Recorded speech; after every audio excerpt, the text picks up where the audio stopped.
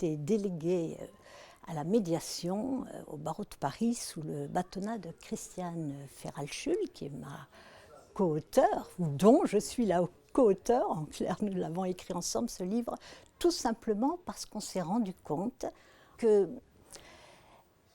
était au quotidien confrontés à des questions très pratiques dans l'exercice de notre fonction de médiatrice. Dans l'exercice de cette fonction de médiatrice, mais également dans l'exercice de notre fonction d'avocat qui prescrivons la médiation auprès de nos clients et qui accompagnons nos clients dans la médiation. Et il y a 2 ans, je crois, nous avons décidé d'écrire ensemble ce livre de façon très concrète, très pratique, pour répondre aux questions qu'on se posait nous-mêmes. Cet ouvrage qui a été écrit à 4 mains, ce regard croisé que j'ai eu avec Michel Jodel, a été une expérience extrêmement intéressante parce que l'ouvrage a été écrit à partir de nos pratiques respectives. Michel Jodel est une médiatrice qui exerce depuis de nombreuses années et cette capacité justement à nous enrichir mutuellement apporte quelque chose de particulier. Je pense à cet ouvrage qui se veut pratico-pratique et qui avait pour objectif de répondre aux questions que nous nous posons parce que nous n'avions tout simplement pas trouvé les réponses dans d'autres ouvrages.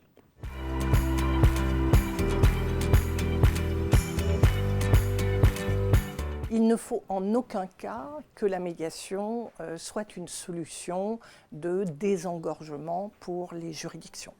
Je pense que c'est une erreur. Il faut simplement constater que la situation de crise de la justice a favorisé l'émergence de ce mode alternatif de règlement des litiges et que ça donne de bons résultats. Mais il faut progressivement que culturellement, on aille vers la médiation pour trouver justement des solutions alternatives qui soient constructives et véritablement les résultats sont là pour le prouver.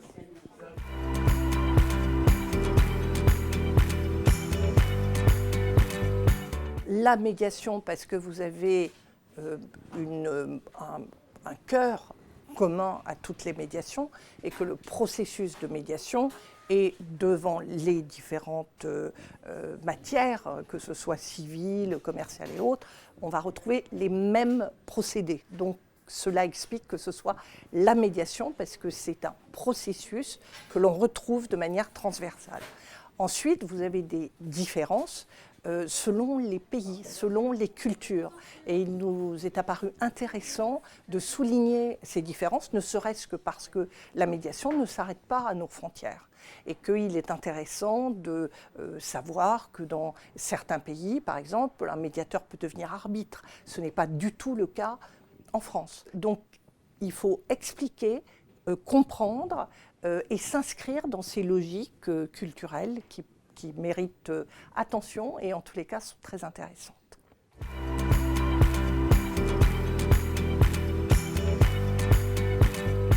Je pense que c'est le premier ouvrage qui répond vraiment de façon concrète et quotidienne aux questions qu'on se pose au quotidien.